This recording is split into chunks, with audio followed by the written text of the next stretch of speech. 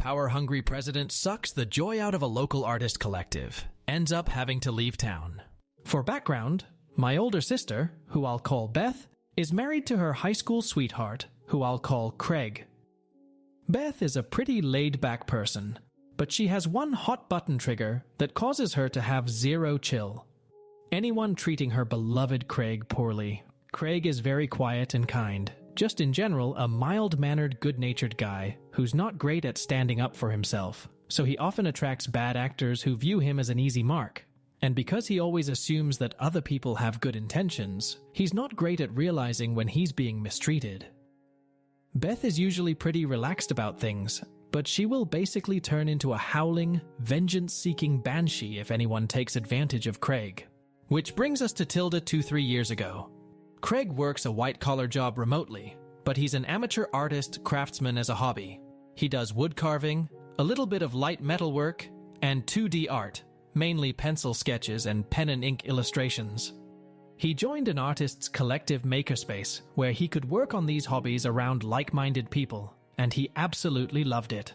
Whenever I hung out with him and Beth around this time, Craig would excitedly talk about the space and his projects there with infectious enthusiasm. His eyes were practically beaming out of his head whenever it came up. Beth joined too to learn to improve on her own hobby of fiber arts, mainly weaving and dyeing, but she was way less into it than Craig. Sometime after this, the president of the makerspace stepped down. It was essentially a volunteer position, though it came with a small, mostly symbolic, stipend. Since the makerspace had no actual staff, being president of the makerspace was a huge undertaking that involved being a one-man show for everything. For a start, coordinating with the board, keeping day-to-day operations going, and chasing the grants that kept the lights on. The current president just couldn't do it anymore with his full-time job, and announced his intention to vacate the role. Craig had come to love the makerspace, and he figured he had the resources to be an effective president. His job is entirely remote and deliverables-based. He can work whatever hours he wants, as long as he's meeting his objectives. So he figured he could work out of the makerspace on his laptop and be available there if anyone needed him, and then do the heavy lifting of the role outside work hours. So he threw his hat in the ring. Enter Jamie, a recent industrial design grad. Jamie was known to be flaky and very dramatic, but he'd been a member of the makerspace for a couple of years, almost as long as it had existed, and he felt entitled to be handed the presidency because he had seniority. He lost his damn mind when he heard that Craig had the audacity to go for the same role, and complained to several members about how Craig was massively overstepping.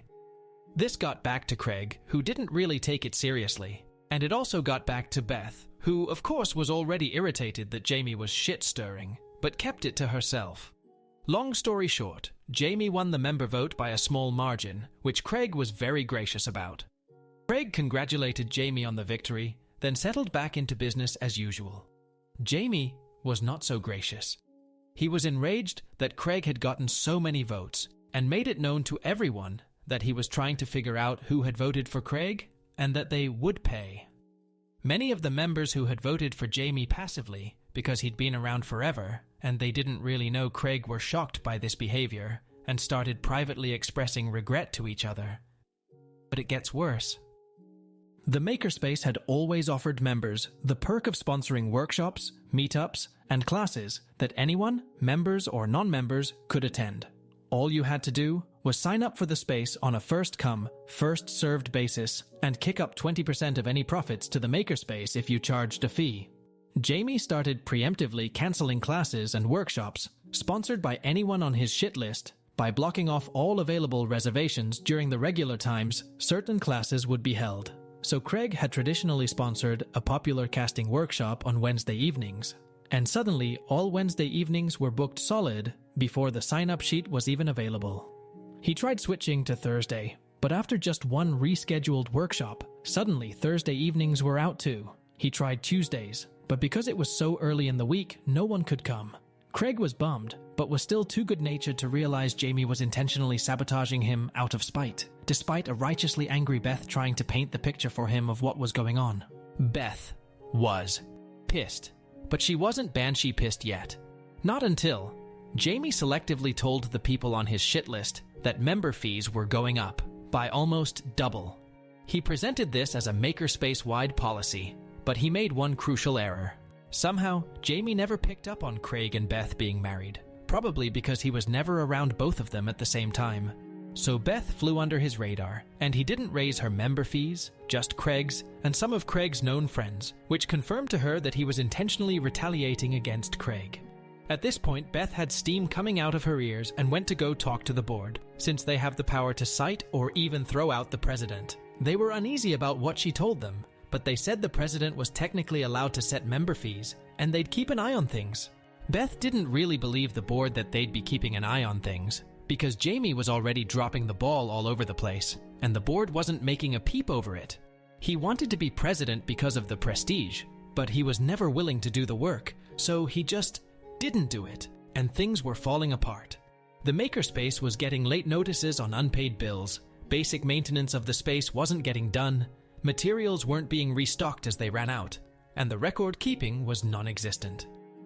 It got so bad that the previous president who had stepped down because he couldn't handle the time commitment anymore, who had run the makerspace from its inception, quit as a member altogether because he was so saddened and disgusted by how bad things had gotten. He'd put his blood, sweat, and tears into this place, and stepped down from a role he treasured because he believed it was in the best interest of the organization. And now he had to watch Jamie run this place he loved into the ground out of sheer laziness. Craig was also losing his excitement over the makerspace, because he no longer had the space or resources to do the things he enjoyed there. Beth, at this point, had gone from furiously angry to strategically angry. Suspecting that Jamie was being shady in more ways than one, she spent a few days being friendly to Jamie and sucking up to him, and then sprung on him the offer to help with the organization's bookkeeping and records. Still not realizing that she was Craig's wife, but knowing that she worked as a project manager in her day job, Jamie saw a chance to get some skilled work done at zero effort to himself, and he happily agreed and gave her access to the makerspace's Google Sheets, not the most high-tech operation. For a little while, Beth bided her time, bringing the financial accounts up to date and continuing to be diabolically friendly to Jamie.